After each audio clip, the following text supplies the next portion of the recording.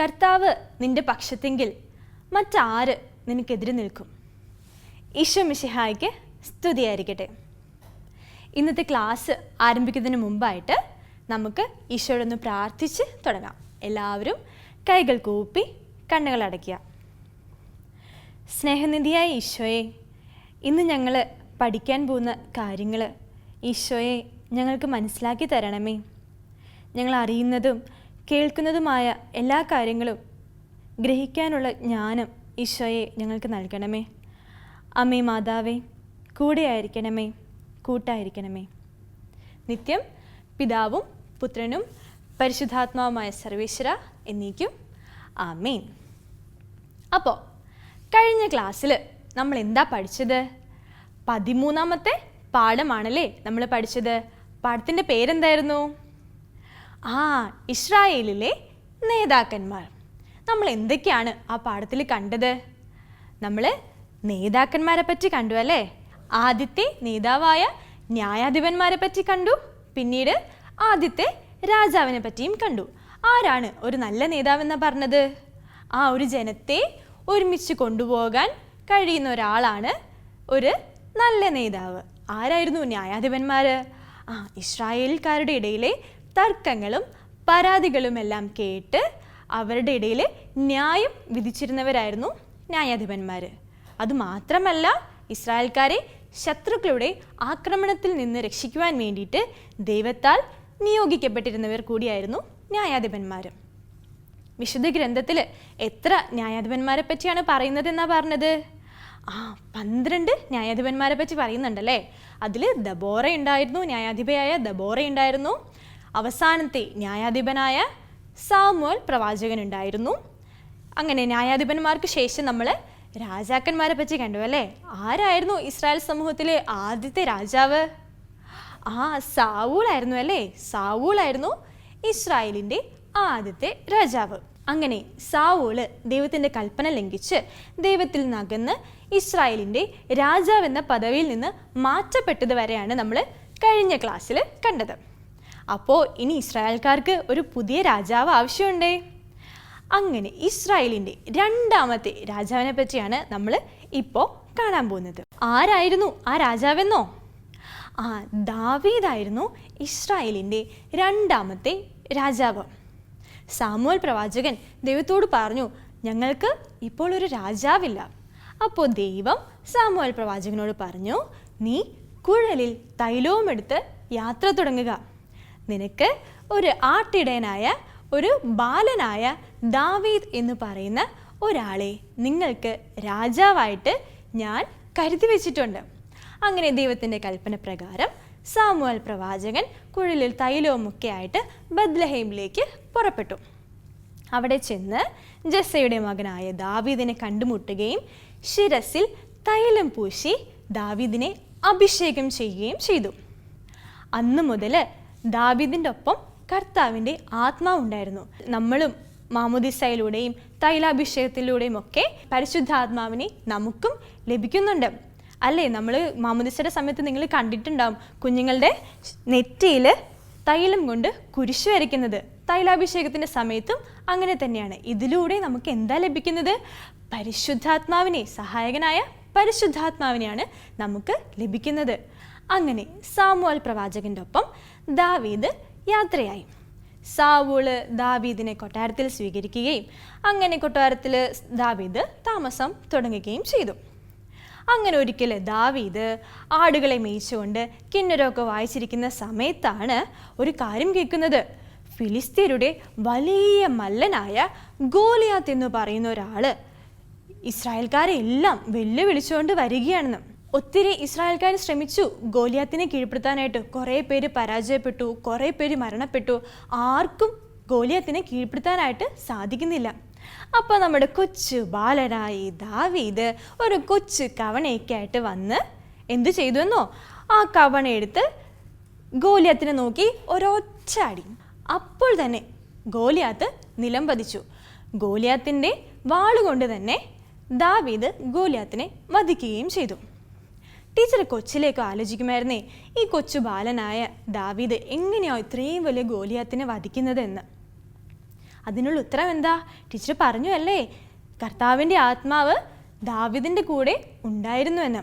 വിശുദ്ധ പൗലോസ്ലീഹ പറയുന്നു, എന്നെ ശക്തനാക്കുന്നവനിലൂടെ എല്ലാം ചെയ്യാൻ എനിക്ക് സാധിക്കുമെന്ന്. അല്ലേ, നമ്മളെ ശക്തനാക്കുന്നത് ആരാ? ഈശോയാണ്, ദൈവമാണല്ലേ. ആ ദൈവം നമ്മുടെ കൂടെ ഉണ്ടെങ്കിൽ ഗോലിയാത്തല്ല, അതിൽ വലിയ ആര് വന്നാലും നമ്മൾക്ക് നേരിടാൻ സാധിക്കും. പല സമയങ്ങളിലും നമ്മൾ ഭയപ്പെടുന്ന ഒത്തിരി സാഹചര്യങ്ങളുണ്ടല്ലേ.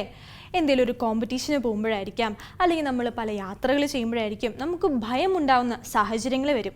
അപ്പോഴെല്ലാം നമ്മൾ എന്താണ് മനസ്സിൽ വിചാരിക്കേണ്ടത്? എന്നെ ശക്തനാക്കുന്നവനിലൂടെ എല്ലാം ചെയ്യാൻ എനിക്ക് സാധിക്കും എന്ന ഉറച്ച വിശ്വാസം നമ്മളിൽ ഉണ്ടാവണം.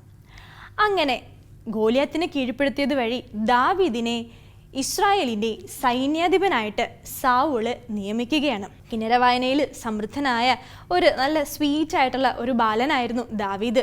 ദാവീദിനോട് എല്ലാവർക്കും ഒത്തിരി പ്രിയവുമായിരുന്നു. അപ്പോഴെന്ത് സംഭവിച്ചു? സാവൂളിന് ദാവീദിനോട് കുറച്ച് കുശുമ്പ് തോന്നി.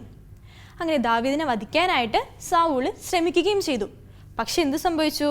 പിന്നീട് ഒരു യുദ്ധത്തിൻ്റെ സമയത്ത് സാവൂളും പുത്രന്മാരും മരണപ്പെടുകയും ഇസ്രായേലിൻ്റെ രണ്ടാമത്തെ രാജാവായിട്ട് ദാവീദ് ഭരമേൽക്കുകയും ചെയ്തു. ദൈവത്തിൻ്റെ ഇഷ്ടപ്രകാരം, ദൈവത്തിൻ്റെ കൽപ്പന പ്രകാരം തന്നെയാണ് ദാവീദ് ഇസ്രായേലിനെ നയിച്ചുകൊണ്ട് പോകുന്നത്. എങ്കിലും ഒരിക്കൽ ദാവീദ് ദൈവത്തിനെതിരായിട്ട് ഒരു വലിയ തിന്മ ചെയ്തു. അങ്ങനെ ദൈവത്തിൽ നിന്ന് അകലുകയും ദൈവത്തിൻ്റെ കോപം ദാവീദിൽ ഉണ്ടാവുകയും ചെയ്തു. അങ്ങനെ ദാവീദിനെയും ഇസ്രായേലിൻ്റെ രാജാവെന്ന പദവിയിൽ നിന്ന് ദൈവം നീക്കിക്കളഞ്ഞു. അങ്ങനെ ഇസ്രായേലിൻ്റെ രണ്ടാമത്തെ രാജാവും മാറ്റപ്പെടുകയാണ്. അതിനുശേഷം ഇസ്രായേലിന് മൂന്നാമതായിട്ട് ഒരു രാജാവ് വരികയാണ്, ദാവീദിൻ്റെ പുത്രനായ സോളമൻ. സോളമൻ രാജാവിൻ്റെ കാലത്താണ് ഇസ്രായേലിൻ്റെ സമൃദ്ധിയുള്ള കാലം എന്ന് അറിയപ്പെട്ടിരുന്നത്. ജ്ഞാനിയായ രാജാവാണ് സോളമൻ എന്നാണ് അറിയപ്പെട്ടിരുന്നത്. ഒരു കഥയുണ്ട്. സോളമൻ രാജാവിൻ്റെ അടുത്ത് രണ്ടമ്മമാർ ഒരു കുഞ്ഞിൻ്റെ മേൽ തർക്കവുമായിട്ട് വന്നു. ഒരമ്മ പറഞ്ഞു, ഇതെൻ്റെ കുഞ്ഞാണ്, എനിക്ക് വേണം ഈ കുഞ്ഞിനെന്ന്. മറ്റേ അമ്മ പറഞ്ഞു, അല്ല, ഇതെൻ്റെ കുഞ്ഞാണ്, ഈ കുഞ്ഞിനെ എനിക്ക് വേണമെന്ന്. രണ്ടുപേരുടെയും തർക്കങ്ങൾക്കിടയിൽ എന്ത് ചെയ്യുമെന്നറിയാതെ സോളമൻ രാജാവ് ദൈവത്തോട് പ്രാർത്ഥിച്ചു. അപ്പോൾ സോളമൻ രാജാവിന് ഒരു ഐഡിയ കിട്ടി. സോളമൻ രാജാവ് ഭടന്മാരോട് പറഞ്ഞു, ഈ കുഞ്ഞിനെ രണ്ടായിട്ട് ഭാഗിച്ച് രണ്ടമ്മമാർക്കും കൊടുത്തേക്കാൻ സോളമൻ രാജാവ് പറഞ്ഞു. അപ്പോൾ ഈ കുഞ്ഞിൻ്റെ യഥാർത്ഥ അമ്മ പറഞ്ഞു, അയ്യോ, എൻ്റെ കുഞ്ഞിനെ കൊല്ലല്ലേ, എൻ്റെ കുഞ്ഞിനെ ആ സ്ത്രീക്ക് തന്നെ കൊടുത്തേക്കൂ, എനിക്ക് ജീവനോടെ എൻ്റെ കുഞ്ഞിനെ കണ്ടാൽ മതിയെന്ന്. അപ്പോൾ ഒരു യഥാർത്ഥ അമ്മയുടെ സ്നേഹം അതിൽ നിന്ന് സോളമൻ രാജാവ് തിരിച്ചറിയുകയും ഈ കുഞ്ഞിനെ ആ അമ്മയ്ക്ക് നൽകുകയും മറ്റേ സ്ത്രീയെ ശിക്ഷിക്കുകയും ചെയ്തു. അപ്പോൾ സോളമൻ രാജാവിൻ്റെ അറിവിനെയും ബുദ്ധിയെയും സൂചിപ്പിക്കുന്ന ഒരു സംഭവമായിരുന്നു ഇത്. ടീച്ചർ പറഞ്ഞു, ഇസ്രായേൽ സമൂഹത്തിൻ്റെ സമൃദ്ധിയുടെ കാലമായിരുന്നു സോളമൻ രാജാവിൻ്റെ ഭരണകാലമെന്ന്. സമ്പത്തിൻ്റെ കാര്യത്തിലും അറിവിൻ്റെ കാര്യത്തിലും ഒക്കെ ഇസ്രായേൽ സമൂഹം ഒത്തിരി മുന്നിലായിരുന്നു. നമ്മൾ കഴിഞ്ഞ പാഠത്തിൽ കണ്ടു, ജെറുസലേം ദേവാലയം നിർമ്മിച്ച സോളമൻ രാജാവിനെ പറ്റിയല്ലേ, ദാവീദിൻ്റെ പുത്രനായ സോളമൻ രാജാവ്. ആ സോളമൻ രാജാവാണ് 7 കൊല്ലം കൊണ്ട് ജെറുസലേം ദേവാലയം നിർമ്മിച്ചത്. അങ്ങനെ ദൈവത്തിൻ്റെ ഇഷ്ടപ്രകാരം തന്നെയാണ് സോളമൻ രാജാവും ഇസ്രായേൽ സമൂഹത്തെ നയിച്ചുകൊണ്ട് പോകുന്നത്. എങ്കിലും ഒരിക്കൽ സോളമൻ രാജാവ് ദൈവത്തിനെതിരായിട്ട് ഒരു പാപം ചെയ്തു, വിഗ്രഹാരാധന നടത്തി. നമ്മൾക്ക് ദൈവം 10 കൽപ്പനകൾ തന്നിട്ടുണ്ടല്ലേ. അതിൽ ഏറ്റവും ആദ്യത്തെയും അതിപ്രധാനവുമായ കൽപ്പന ഏതാണ്? നിന്റെ ദൈവമായ കർത്താവ് ഞാനാണ്, ഞാനല്ലാതെ മറ്റൊരു ദൈവം നിനക്ക് ഉണ്ടാകരുത് എന്ന്. ഈ കൽപ്പനയാണ് വിഗ്രഹാരാധന വഴി സോളമൻ രാജാവ് ലംഘിച്ചത്. ഇതോടുകൂടി ദൈവത്തിന് സോളമൻ രാജാവിനോട് വളരെ കോപമുണ്ടായി. അങ്ങനെ മൂന്നാമത്തെ രാജാവിനെയും ഇസ്രായേലിൻ്റെ രാജ്യത്തെ സ്ഥാനത്ത് നിന്ന് മാറ്റുകയും ഇസ്രായേലിനെ അതിനുശേഷം 2ആയിട്ട് ഭാഗിക്കുകയും ചെയ്തു, ഇസ്രായേൽ എന്നും യൂദ എന്നും. അങ്ങനെ 3 രാജാക്കന്മാരെയും ദൈവം മാറ്റിയ കാര്യം നമ്മളിപ്പോൾ കണ്ടു അല്ലേ. ഒരു കാര്യം കൂടി, സോളമൻ രാജാവാണ് സോങ് ഓഫ് സോളമൻ, ഉത്തമഗീതം, പഴയ നിയമത്തിലെ ഉത്തമഗീതം എന്ന പുസ്തകം എഴുതിയതെന്ന് കരുതപ്പെടുന്നു. ഈ കാര്യം കൂടി നിങ്ങളത് മനസ്സിൽ വെക്കണം. ഈ രാജാക്കന്മാരുടെ ചരിത്രം നമുക്ക് നൽകുന്നൊരു ചെറിയ സന്ദേശമുണ്ട്. നമ്മളെല്ലാവരും പ്രാർത്ഥിച്ചു അല്ലേ? പക്ഷേ രാജാക്കന്മാർക്ക് എന്താ സംഭവിച്ചത്? അവരുടെ പ്രാർത്ഥനയിൽ അവർക്ക് നിലനിൽക്കാൻ സാധിച്ചില്ല. നമ്മൾ എപ്പോഴൊക്കെ പ്രാർത്ഥിക്കുക? നമുക്ക് എന്തെങ്കിലും ടെൻഷൻ വരുമ്പോൾ, അല്ലെങ്കിൽ നമ്മൾ എന്തെങ്കിലും പുതിയതായിട്ട് ചെയ്യാൻ പോകുമ്പോൾ എന്തെങ്കിലും സക്സസ് വരണമെന്ന് പ്രാർത്ഥിച്ച്, പരീക്ഷയ്ക്ക് ജയിക്കണമേ എന്ന് പ്രാർത്ഥിച്ച്, അങ്ങനെയാണ് നമ്മൾ പ്രാർത്ഥനകൾ നടത്തുക. പക്ഷേ അങ്ങനെയല്ല. നമ്മൾ പ്രാർത്ഥനയിൽ സ്ഥിരതയുള്ളവരായിരിക്കുക. നമ്മുടെ ജീവിതം മുഴുവൻ ഒരു പ്രാർത്ഥന ജീവിതമായിട്ട് ദൈവത്തോട് ചേർന്ന് നിന്ന് ദൈവത്തോട് ചോദിച്ച് വേണം നമ്മൾ എല്ലാ കാര്യങ്ങളിലും മുന്നോട്ട് പോകാനായിട്ട്. ആ ഒരു കാര്യമാണ് രാജാക്കന്മാരുടെ ഈ ചരിത്രം നമ്മളോട് പറയുന്നത്. ഇനി നമ്മൾ കാണാൻ പോകുന്നത് പുരോഹിതന്മാരെ പറ്റിയാണ്. ആരാണ് പുരോഹിതന്മാർ? നിങ്ങൾക്കറിയാവുന്ന പുരോഹിതൻ, ഏറ്റവും അടുത്തുള്ള പുരോഹിതൻ ആരാണ്? നമ്മുടെ വികാരിയച്ഛനല്ലേ? ഇടവകയിലെ വികാരിയച്ഛനാണ്. എന്താണ് വികാരിയച്ഛൻ ചെയ്യുന്നത്? ജനത്തിന് വേണ്ടിയിട്ട് പ്രാർത്ഥിക്കുന്നു, നമ്മൾക്ക് വചനം പറഞ്ഞു തരുന്നു, ബലിപീഠത്തിലുള്ള ശുശ്രൂഷകൾ ചെയ്യുന്നു. ഈ 3 കാര്യങ്ങൾ തന്നെയാണ് ഇസ്രായേലിലെ പുരോഹിതന്മാരും ചെയ്തിരുന്നത്. ബലിപീഠത്തിൽ ശുശ്രൂഷ അർപ്പിക്കുക, ബലി അർപ്പിക്കുക, നിയമം പഠിപ്പിക്കുക. ഈ 3 കാര്യങ്ങളും ഇസ്രായേലിലെ പുരോഹിതന്മാർ ചെയ്തിരുന്നു. അഹ്റോനും മക്കൾക്കുമായിരുന്നു ആദ്യത്തെ പുരോഹിത സ്ഥാനം. പിന്നീടത് ലേവി ഗോത്രത്തിലേക്ക് വരികയും ഇപ്പോൾ നമ്മുടെ സഭയിലൂടെ പുരോഹിതന്മാരിലൂടെയെല്ലാം ഈ ശുശ്രൂഷകൾ തുടർന്നു വരുന്നു. നമ്മുടെ തിരുസഭയുടെ തലവൻ ആരാണ്? വത്തിക്കാനിലുള്ള മാർപ്പാപ്പയാണല്ലേ? മാർപ്പാപ്പയാണ് സഭയെ നയിക്കുന്നത്. മെത്രാന്മാരിലൂടെ, വൈദികരിലൂടെ, സന്യസ്തരിലൂടെ, നമ്മൾ അൽമായരിലൂടെ എല്ലാം സഭയെ ഒരു കൂട്ടായ്മയായിട്ട് കൊണ്ടുപോകുന്നത് ആരാണ്? മാർപ്പാപ്പയാണ്. സഭാമക്കളായ നമുക്ക് മാമോദീസയിലൂടെ ഈശോയുടെ മക്കളായി തീർന്ന നമുക്കെല്ലാവർക്കും സഭയുടെ ഈ വളർച്ചയിൽ പങ്കാളികളാകാം. അപ്പോൾ ഇന്ന് നമ്മൾ എന്തൊക്കെയാണ് കണ്ടത്? നമ്മൾ ഇസ്രായേലിൻ്റെ 2ാമത്തെ രാജാവായ ദാവീദ് രാജാവിനെ പറ്റി കണ്ടു. പിന്നീട് ജ്ഞാനിയായ സോളമൻ രാജാവിനെ പറ്റി കണ്ടു. പിന്നീട് നമ്മൾ പുരോഹിതന്മാരെ പറ്റി കണ്ടു. സഭയെ എങ്ങനെ കൂട്ടായ്മയിലൂടെ അവർ നയിക്കുന്നു എന്ന് നമ്മൾ കണ്ടു.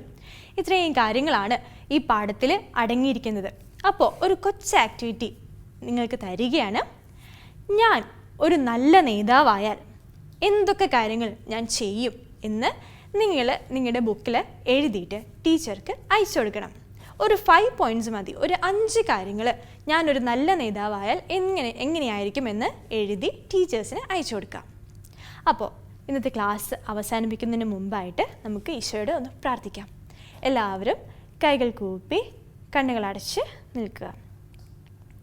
ഈശോയെ, ഞങ്ങളുടെ ജീവിതത്തിൽ പ്രാർത്ഥനയിൽ നിന്ന് അകന്നു പോകുന്ന സാഹചര്യങ്ങൾ ഉണ്ടാകുമ്പോൾ ഈശോയെ ഞങ്ങളുടെ കൈ പിടിച്ച് നിന്നോട് ചേർത്ത് നിർത്തണമേ.